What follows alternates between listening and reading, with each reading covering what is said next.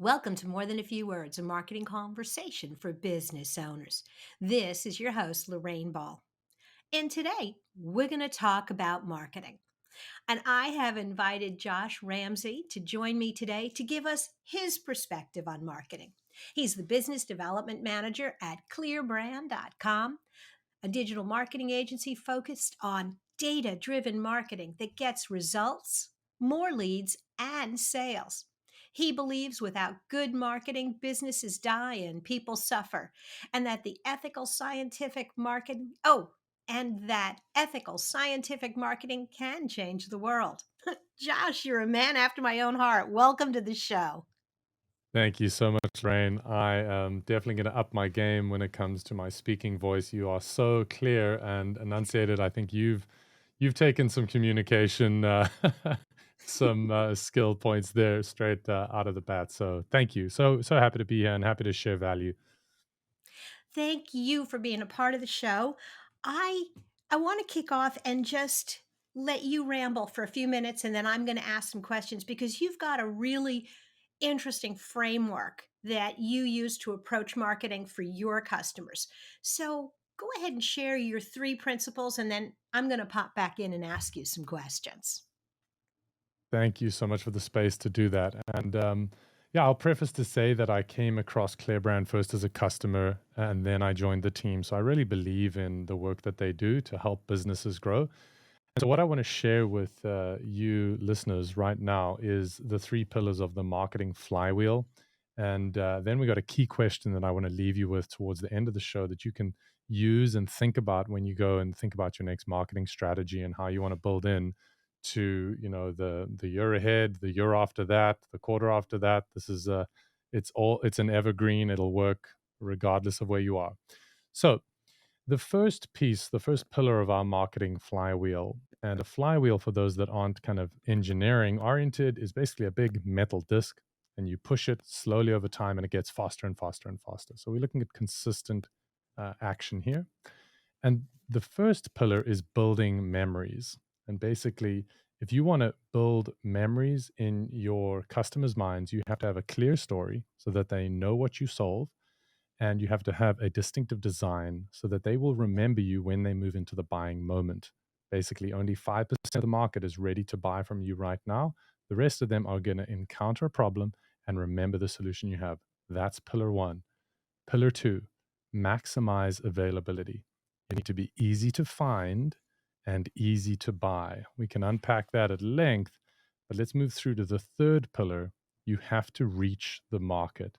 You need to build connections with users of your product or service, and you need to try and meet and reach as many users as possible. We want to get the greatest possible market penetration to grow our company's revenue, to make sure that we're resilient. And that, in a nutshell, Lorraine, is the marketing flywheel. Awesome. Okay. Well, I love that you've put those three pieces together, and I really want to unpack them a little bit. And so I'd love you to talk a little bit about how you build memories around a Mhm, product or a service. mhm. So, why story works? A story is a framework that was popularized by Donald Miller, building a story brand. And why it works is that it's all of our human brains are very similar. We want to ascribe a cause with an effect. We want to know what caused this effect that I see. So when we communicate using story, which is at its simplest form is about cause and effect. You know, a great first page on a plumber's website would be, we fix leaks so you don't have to. This is a very clear messaging on what it is that you do, and it basically just helps your customer store in their brain, in the appropriate place, the solution that you have. And we like to couple that not only with the kind of the meaning, but also the distinctive brand assets. So, when you are building your plumbing business, you want to check, what are my competitor colors? Oh my goodness, there's no purple plumbers out there. So I'm the purple plumber. And say that 100 times fast. But a customer is not so much interested in what differentiates all the service providers they will choose from, but rather they're going to remember one and that's going to be their go getter.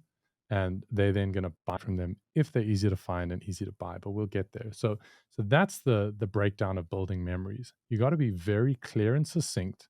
If you confuse, you lose. Clear and succinct on what it is that you do, and then be easily recognizable. That's how we build memories.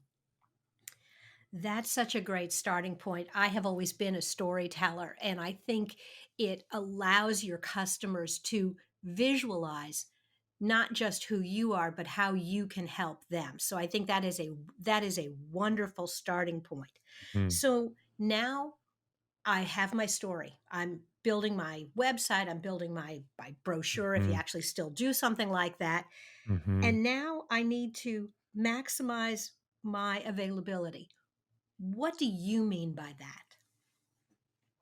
Yeah. So if you imagine going into a grocery store, if I'm looking for toothpaste and I walk into a grocery store, I need toothpaste. I'm in the buying moment. Toothpaste will be bought. If I go up to the shelf and my favorite brand of toothpaste is not there, I'm going to buy the one next to it, right? So, in a similar way, digitally or physically, you have to be on the shelf. You have to be easy to find. So, we can think about where are people looking for you so that you can be easy to find. Are they Googling for plumbers? Are they Googling for a mechanic?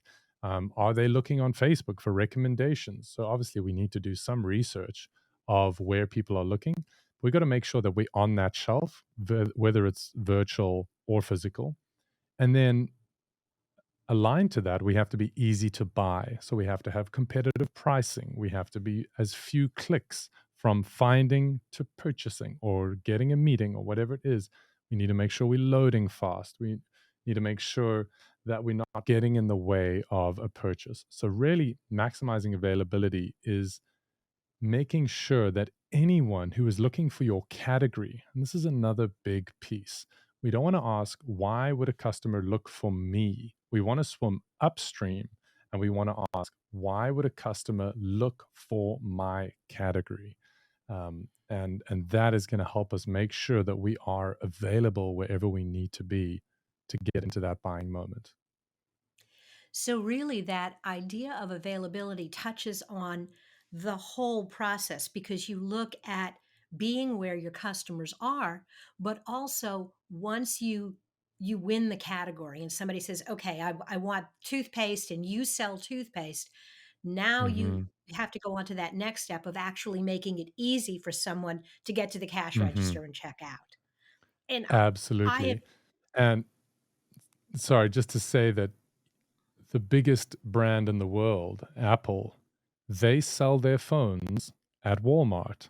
They sell their phones with carriers. They sell their phones at Best Buy.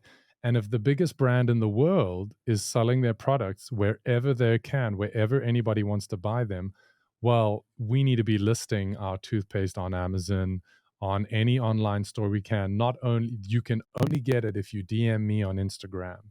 No, no, we do not want to be unavailable to anyone who wants to buy. I'm sure that there are brands that have been successful with that very exclusive approach, but most businesses are not high-end designer brands that need to be that selective about their customers. And so embracing that idea of availability is so important. All right, let's roll into that last one, reaching your market. So this speaks into, and I'll segue across from that high end kind of designer good, because that would be considered what we call a heavy buyer. You know, someone, I'm gonna buy this thing. It's $10,000 for this hat, but gosh darn it, I'm gonna be the only one that has it. That's a pretty heavy buyer. What we find is that the biggest and strongest brands have a majority of light buyers, and this will blow. It blew my mind. Coca-Cola, over 50% of revenue from Coca Cola comes from individuals who buy one or two cans of Coke per year. Now, just wrap your head around that. And that is because they have reached the entire market, right? So we want to help the market understand. And this is really getting in front of people that aren't even looking for you, right? People that look at your product and go, oh, I could never use that to solve the problem that I have. And we want to build connections with users. We're seeing this a lot. Again, we've got a running example here with a plumber, so let's use that. So somebody might think that a plumber is just there to install kitchen faucets. So you might have a sales page that says, "We fit the best kitchens in the world with a no leak guarantee." You might have another page that says, "We make sure that geysers never leak." And there's a user out there that doesn't realize that a plumber can both fix a geyser and a faucet. So we want to be building connections with different users into the uses that they need, right? And making sure that we're getting that initial offer out to everyone in the market. Of course, marketing limitations mean we need to focus in certain demographics if we're brick and mortar, or in certain, economic zones if we're a different priced item. But this is the idea here. I I love that because it flies a little bit in the face of a lot of marketing wisdom that says you only niche, that you find that niche and you Mm-hmm. really kind of aggressively target it. Mm-hmm. And I still think that putting the majority of your funds where the people are most likely to buy, but having messaging out there that reaches that wider audience, that one time Coca-Cola customer who might decide that Mm-hmm. today is the day they want that Coke is a way of expanding. Josh, Yeah, and I this think just to speak into that niche is such a useful definition of that word, because I think it does get slightly misused. Niching is very important for focus. If you have a limited budget, you need to get your revenue right before you double down on all this marketing. You need to be earning back. So if you can focus on that low hanging fruit, for sure, go there. Just like availability, you can't be available everywhere. You can't perfect your build your memories pillar, but you can do a version one, a version two, and build it out over time. awesome. Well, Josh, this has been fabulous. Thank you so much for dropping by. Thank you so much for having me on the show, and I look forward to being back. Awesome. Well, I am going to encourage anyone who's listening. There are going to be several different links in the show notes from clearbrand.com. Really, they have products that range from done for you to do it yourself marketing. Go in and check them all out and find the one that's right for you. And if you're looking for other resources for your business, be sure to check out digitaltoolbox.club. You'll find worksheets and white papers and online training that can help you move your marketing forward. Look for MTFW wherever you listen to podcasts. This has been another episode of More Than a Few Words. Thanks for listening.